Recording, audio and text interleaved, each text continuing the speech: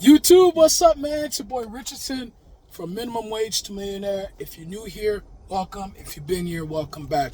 Again, similar to yesterday, just came back from the gym, sweaty, out of breath. Please forgive me, but wanted to just make this video while I feel very, in tuned and kind of just relaxed from working out.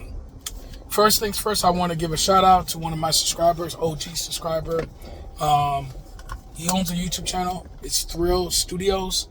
You may see it in the comments of my last video. He gave me this recommendation to talk about the layoffs and stuff like that. However, I want to put a spin on it, right? Because I'm sure there's multitude of videos where people are talking about the Meta layoffs, the Microsoft layoffs, and then more recently the Spirit layoffs.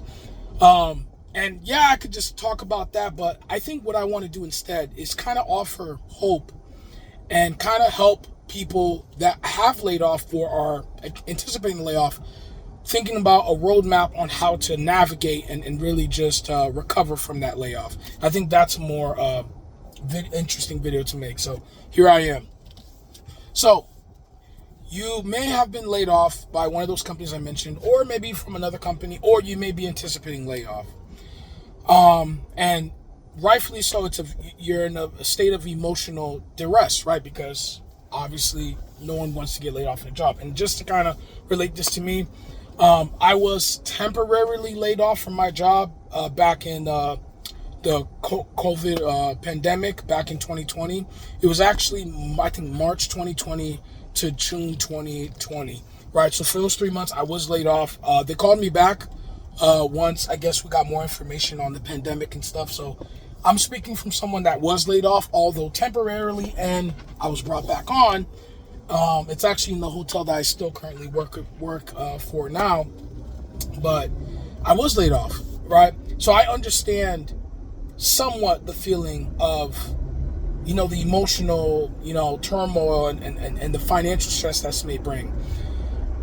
So I want to give you guys kind of like some tips, kind of my thoughts and how you could recover, and even offer some solutions on not only how to recover from this one, but to prevent, not necessarily prevent, but to help navigate future layoffs. So first thing I want to say is allow yourself to grieve or allow yourself to lament, right? Some people like to take layoffs where it's like they just kind of hit in the chin and they feel like they have to just tough through it. No, give yourself time to process, give yourself time to rest. Not too long, right? Because obviously you're unemployed. You got to, get the ball rolling. But give yourself time to really think about what happened, right? Don't internalize it per se. Like, don't take it like, oh, I did something bad, that's why I got laid off per se. But just let yourself emotions go out, ideally in a healthy way, to voice your frustrations, whether it's crying, whether it's consoling with a friend, if you're married, your spouse, whatever, right? Find a way to get that out and lament. And it reminds me in the Bible, right? I'm a Christian. You look at a lot of the Psalms, which is primarily written by David, although there's other people that have written Psalms, or you look at the book of Lamentations, where you'll see where people are like crying out to the Lord and just voicing their frustrations and they're in despair and stuff like that. And some people may look at it as like a form of weakness. And obviously, if you're in this constant state of despair, it can be viewed as weakness. But sometimes as human beings, we're not meant to bottle stuff in. When you're frustrated about something, it's okay to let it out. I even have a video, not my last video, the video before that, where I kind of let out my frustrations of the week I was having, how I haven't been going to the gym for a long time. I just started going back this week. Or how, things are not going well with my electrical apprenticeship and how I'm still continuously searching for, someone to take me on as an apprentice. So it's okay to voice those frustrations. Layoffs are no different, right? So voice that in a healthy way. Now, of course, I'm not a licensed therapist, so I'm not going to tell you guys like ways to do it because I'm not certified to do that. But, find healthy ways to kind of get that out of your chest. Once you do that, right? Another thing is that you want to change your mindset on companies and layoffs in general, right? Now, I'm not somebody that's going to say, hey, these companies don't care, so, give the bare minimum, or kind of like the phenomenon that we saw a few years ago, like quiet quitting. The reason why I don't believe in this is that what you're doing, whether you realize it or not, is you're almost dimming your own light, your potential, just because you feel like a company doesn't appreciate you. Now, I'm not saying to sit there and tolerate companies not appreciating you, no, but you don't want to dim your light, right? If you're someone that prides yourself on your work, that you're hardworking, that you're respectable, you're a master of your craft, don't let anybody deter you from continuing to show that, even in the case of a layoff, right? That's why I said earlier, don't internalize those things.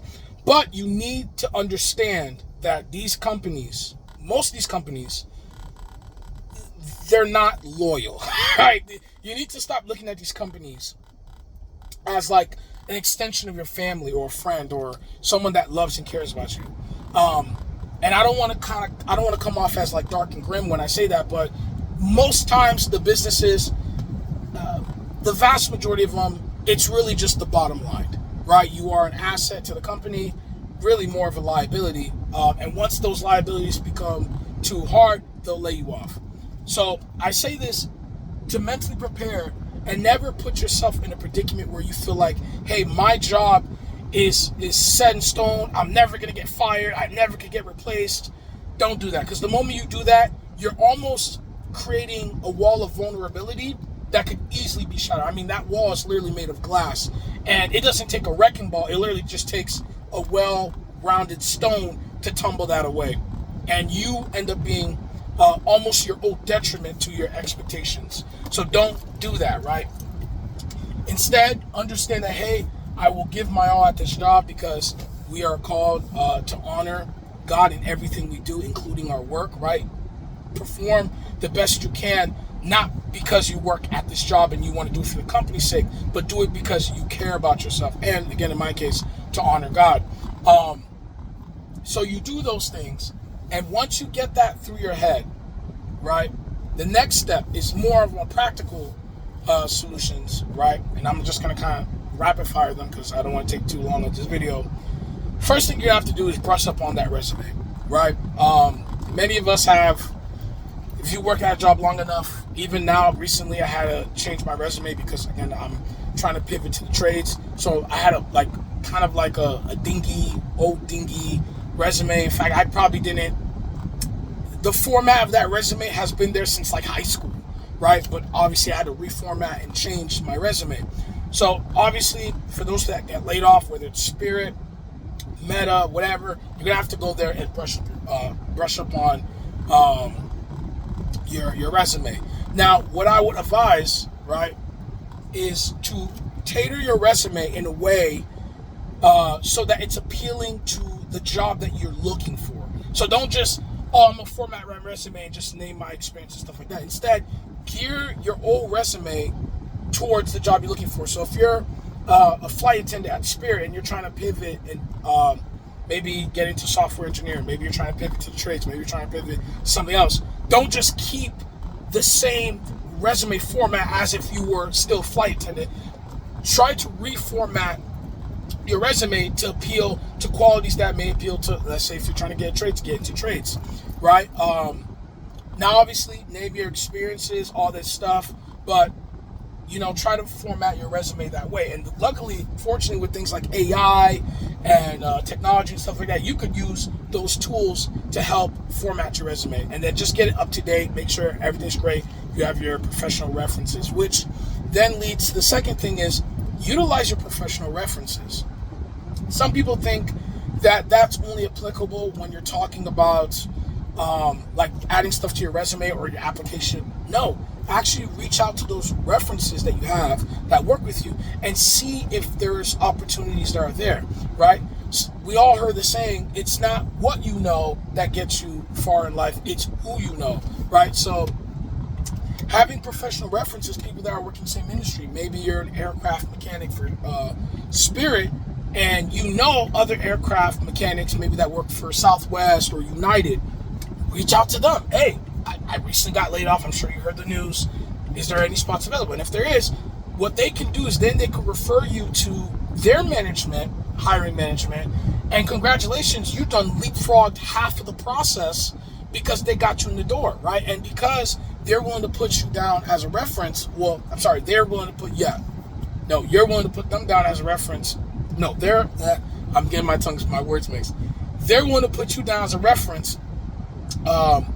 It allows you to have an edge over everyone else, right?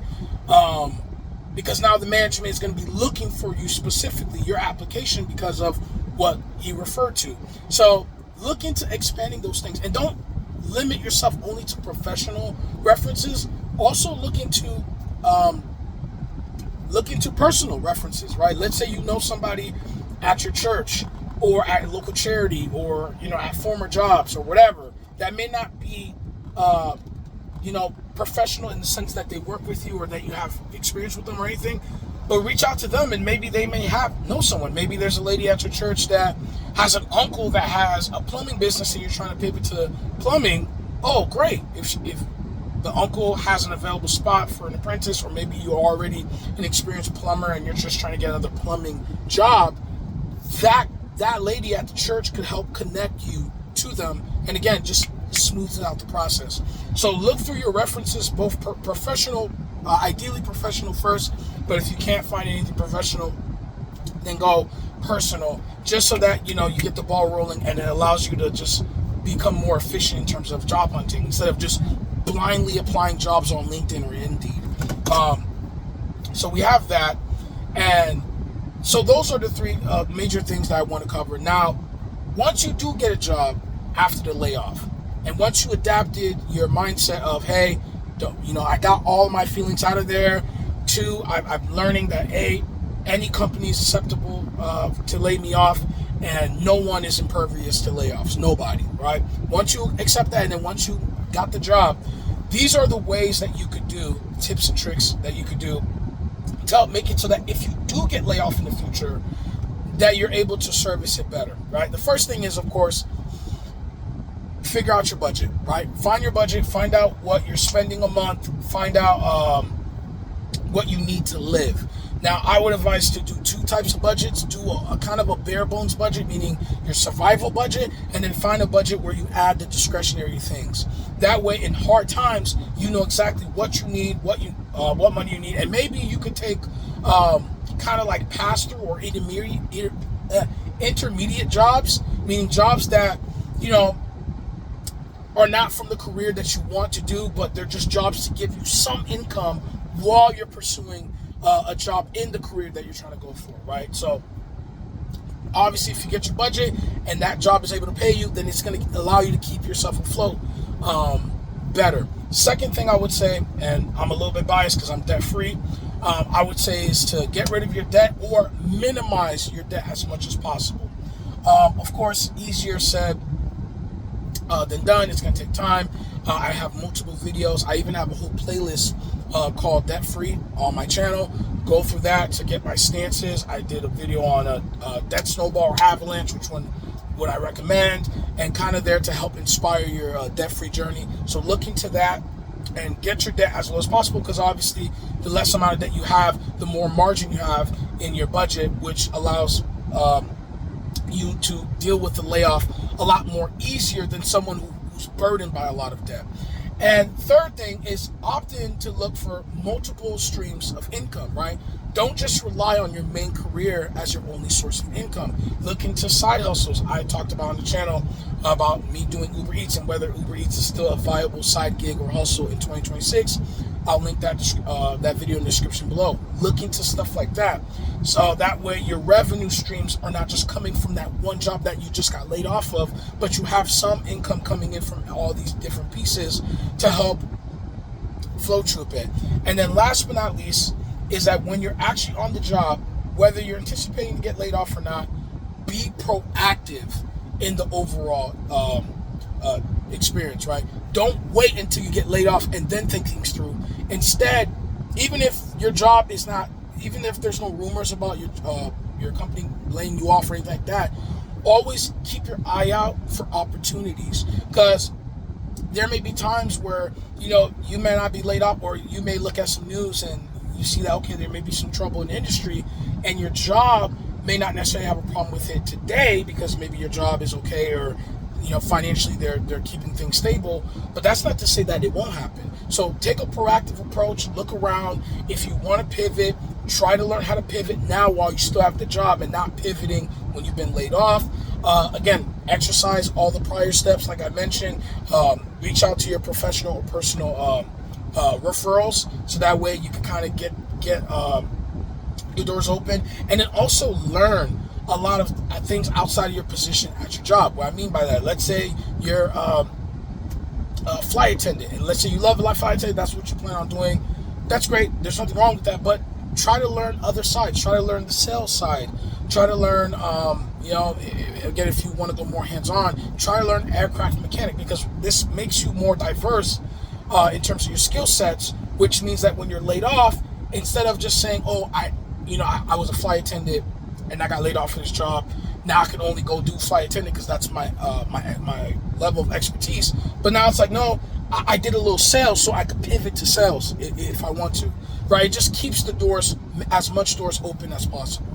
So that's all. I just wanted to reiterate to you guys, layoffs are very devastating. They're terrible. My heart goes out to the Meta employees, the Microsoft employees, the Spirit employees, and just really people that get laid off in general. It's not fun. It's not enjoyable. I think we can all agree on that.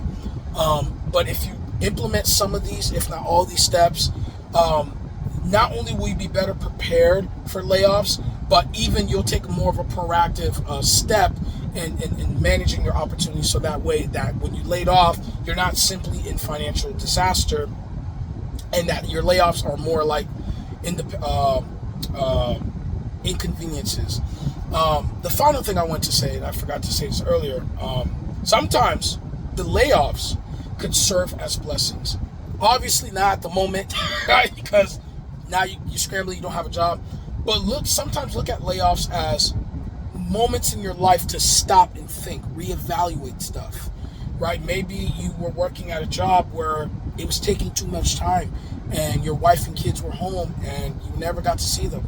Now, this is obviously, I wouldn't want you to get laid off just to kind of come to terms with that, but sometimes bad things happens to us, and in the short term, we think, oh, it's a disaster, woe is me, but sometimes it's okay. It's meant for you to sit there and reevaluate your life, and you're like, you know what? The next career, the next job I have, I'm not going to give 12 to 14 hours to the job. I'm going to give my 8, maybe give 10 if I want. So that way those extra couple hours a day, I could give that back to my family, right? So look at things from that perspective. Don't just dive into despair and live in shame, but instead look at these things as ways to stop. And there's people that use these layoffs as a way to pivot to self-employment. Hey, I've been telling myself I wanted to start my business for a decade, but I've been laying this job because this job was too comfortable.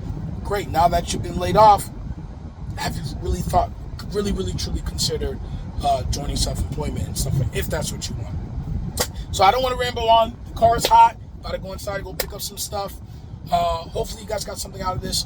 Do me a favor, if you have someone that's laid off and that will get some insight in this video, please share this video to them. And I'm going to be praying for everyone that has been laid off, not just recently, but just in general, because I know it's not an easy thing. And just keep the faith, and again, apply these things. And I would hope that this would, better further you in your future and your career and stuff. So that's it. Richardson from Minimum Wage to Millionaire. May the Lord be with every single one of you guys today. Signing out. Peace.